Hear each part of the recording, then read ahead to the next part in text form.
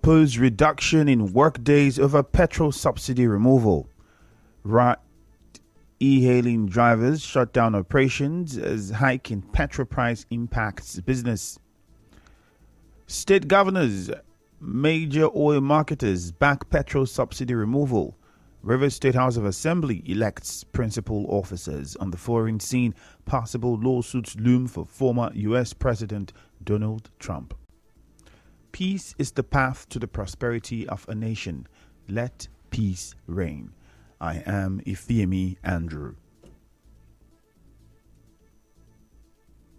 Some civil servants in Rivers State say they would prefer an increment in salary on alternative means of transportation to a reduction in workdays. It followed the reduction of workdays for civil servants in Edo and Kwara states as part of the state government's efforts to reduce the hardship caused by the high cost of petrol. Our correspondent caught up with some civil servants at the state secretariat complex who said the reduction in workdays will affect the effective delivery of services in the state. Some of the people that stay from distance place to reach office at time they spend 500 just to come, while some people spend 600, come almost 1,200. That reason is not okay. Our own brother, Simnalayi Fubar, should come to our own need. It's also for him to create that kind of transportation welfare for the workers, create a kind of a motto and bring it down at their own low level price, not as a private. They should do something pertaining the salary. It's the salary that's number one priority, because if they reduce it, you will still spend that same money. Every day things are expensive in the market. Children's school, house rent, talking of transport fare. Of course, 3 days is okay, except there will be an increment. If there will be an increment, of course, the 5 days could have been better so that to give an optimum service. Recall that the Edo State Governor, Godwin Obaseki, and his Kwara State counterpart, Abdulrahman Abdulrazak, earlier announced the reduction of the workdays of civil servants from 5 to 3 days weekly in their states. 1 week after the new petrol pump price of 511 naira per litre was announced, some business owners say they are still struggling to adapt to the realities. Business owners who spoke to our correspondent said the situation was terribly affecting their business. Yesterday, I buy fuel of 10,000 naira. Before I would drive to Eche, where I carry my clients to inspect land at Eche, my light show red light. Why? It's something I used to buy fuel of 2,000 naira and go Eche come back. My shop now, if somebody comes to buy something and you tell the person this has added money based on the fuel, because where we get the goods, the transportation and all that is very high. They will say there is no way they can get the drugs that amount. We are using the fuel to cut board. That is the only way it fit us, because when customer come now, when you tell the price of the cutting of the board, they could win the do argument, but the thing is God must surely help us. It's not really easy on us, and I just pray that federal government should work on make the fuel come back to normal. We have refineries; they should make these things work.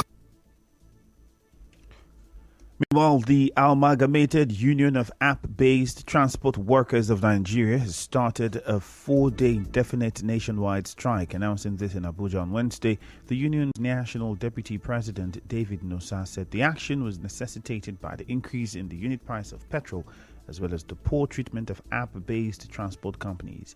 He said the drivers requested for 200% increase in their service charge and the reduction of percentage taken by app-based transport companies.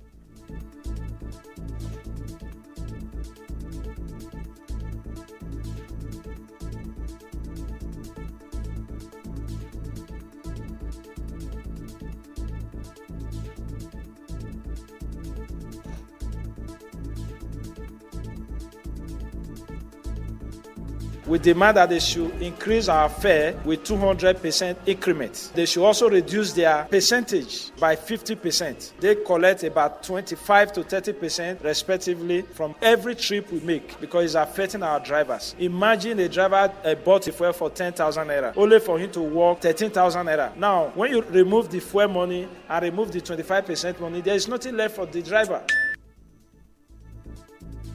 On his part, the National Auditor of the Union, Fred Alegburu, urged the federal government to provide practical interventions for the informal sector of the nation's economy.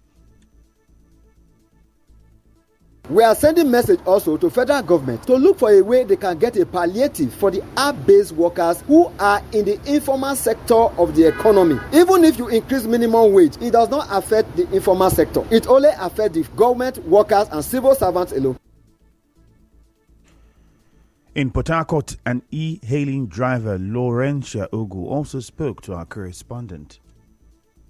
We, the boat drivers, are dissatisfied for the viewing quote of their prices in wake of the fuel hike because it does not reflect the current economic reality on ground. We pay high commission to these e-hailing apps, we buy fuel at a very exorbitant price, and we go with nothing. So basically, boat drivers are working for two things. They are working for fuel and they are working for boat commission. We have tried everyone to write to these e-hailing apps.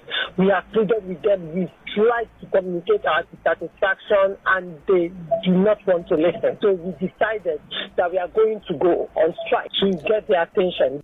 The strike, which started on Wednesday, will elapse on the 12th of this month to allow room for dialogue between the union and app-based companies. Recall that petrol prices increased after President Tinubu announced an end to petrol subsidy. In the meantime, major oil marketers and distributors have pledged their full support to the removal of petrol subsidy. The marketers made the pledge during a courtesy visit to President Tinubu. Speaking on their behalf, the chairman of the Depot and Petroleum Products Marketers Association of Nigeria, Winifred Akbani, said Nigerians will begin to feel the benefits of the policy by July. While calling for alternative energy sources, she promised that the marketers would donate between 50 and 100 buses to help cushion the effects of the subsidy removal on the masses. We have stopped feeding most of Africa. Already, the volumes have dropped. And it's not only because you're saying we can't afford transportation. It's only the man who has a Jeep that will spend 70,000 naira now to fuel his car. The man who doesn't have a car, all he needs is transportation. And to that extent, we recognize the fact that we have to have an effective mass transit system. A lot of jobs are going to be created. New businesses are going to come up. So for us, it was a very, very good meeting. Earlier, state governors backed the decision to end petrol subsidy payments in the country and other early policy initiatives of the current administration. The governors took turns speaking when the president hosted the Nigeria Governors Forum at the State House. President Tinubu called on governors to collaborate with the federal government in tackling poverty in the country. He advised political leaders to downplay their differences and jointly focus on alleviating the sufferings and the pains of the people. Chairman of the NGF and Governor of Kwara State, Abdulrahman Abdulrazak, promised that the governors would assist the federal government to meet the targets of human capital development. President Tinubu has directed the National Economic Council to immediately begin sitting under the chairmanship of Vice President Kashim Shettima.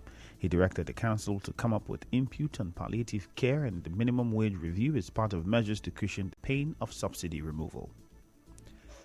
The national women's leader of the APC, Betta Edu, is optimistic that women will get 25% of the appointments in the Federal Executive Council. Dr. Edu said this in an interview with correspondent Onyeka Chiwonsu. She said President Tinubu has assured that women will be adequately represented in his cabinet. The APC women's leader also disclosed efforts to ensure that the 10th National Assembly passes the gender bills. We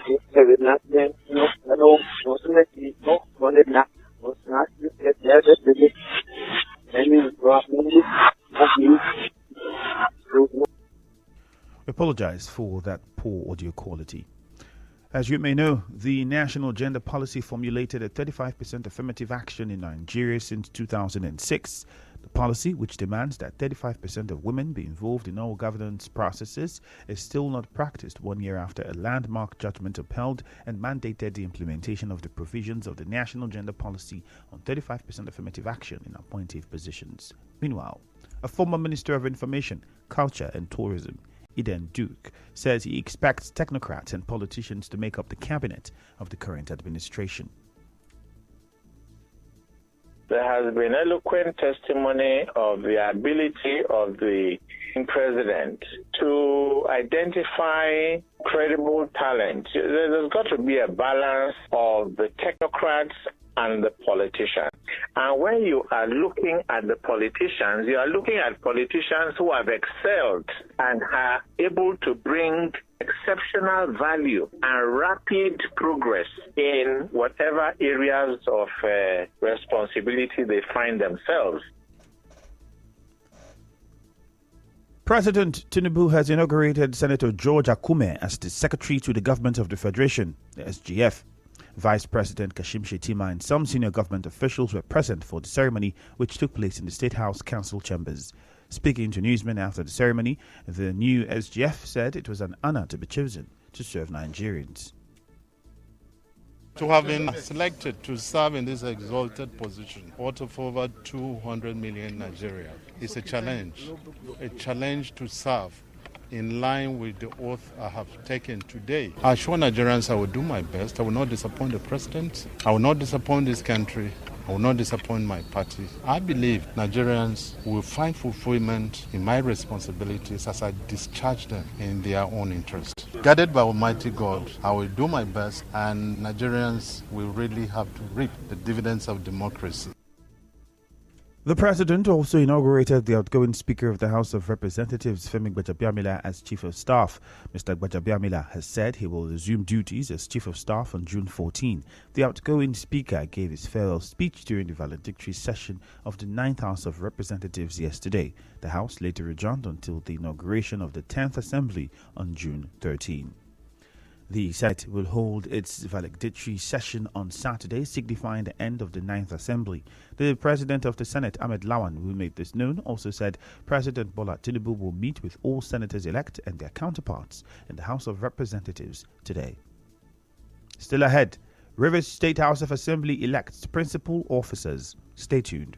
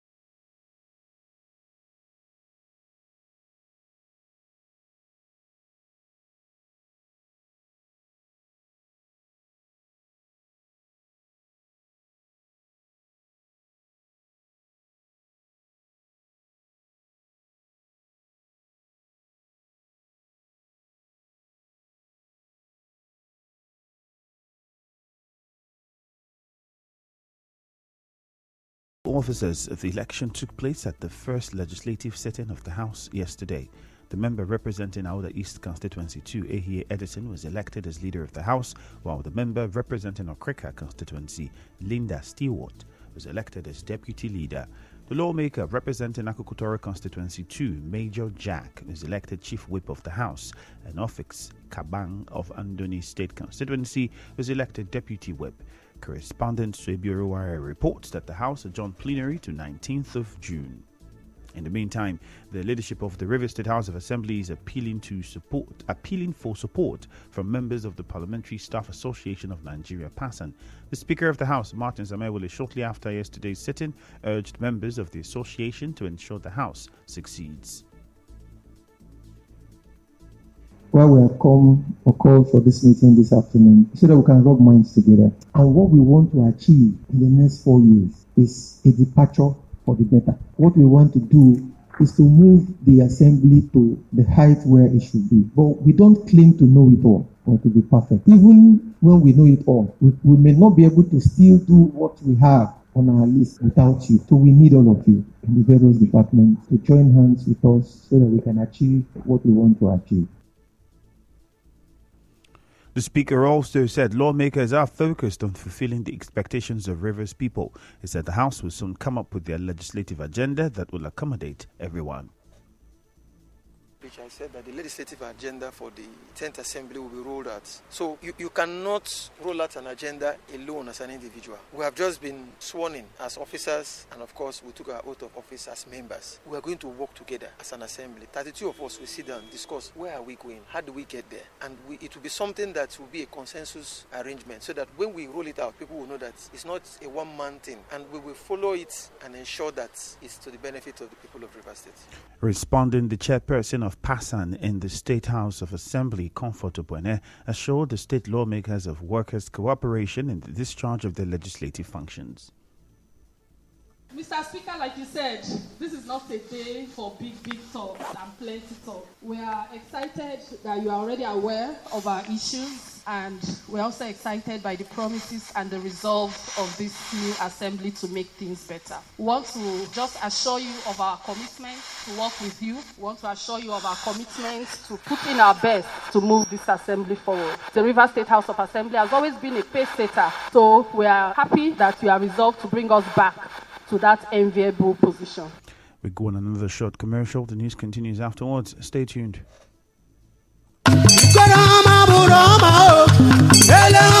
With a class of 81, County Grammar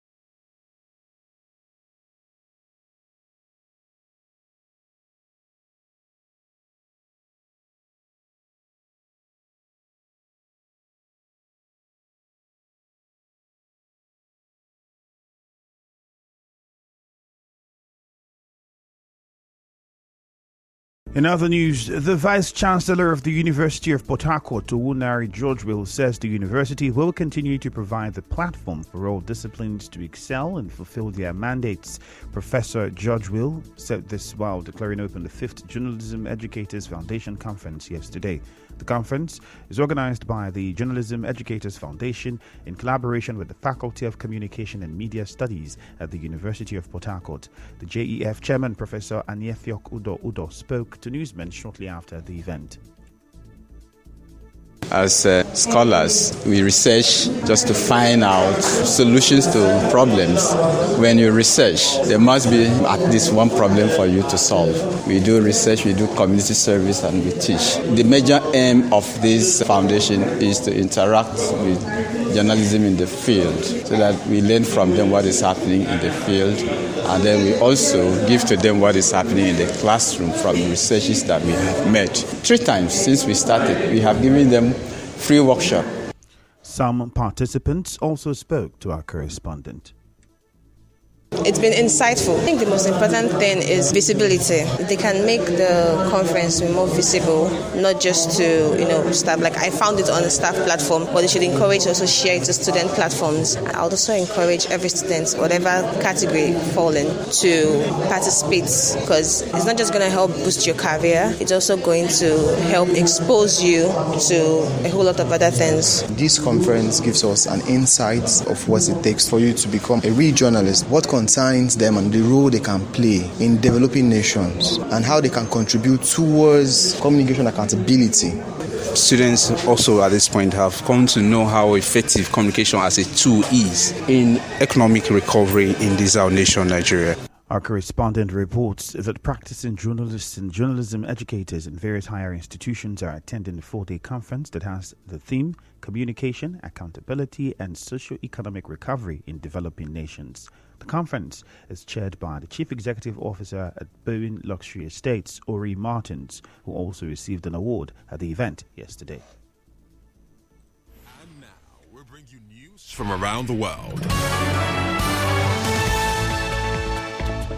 Former U.S. President Donald Trump has been told he faces a criminal investigation over the handling of classified files after he left Washington. A move by federal prosecutors to notify him of a criminal probe suggests he could soon face charges. If that happened, it would be the second indictment of Mr. Trump, who is campaigning once again to be president.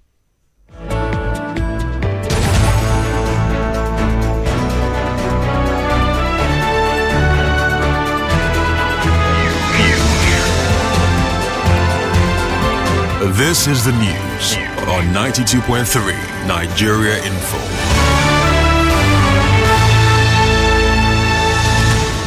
On the news this morning, you heard Rivers State civil servants are opposing the reduction in workdays over petrol subsidy removal.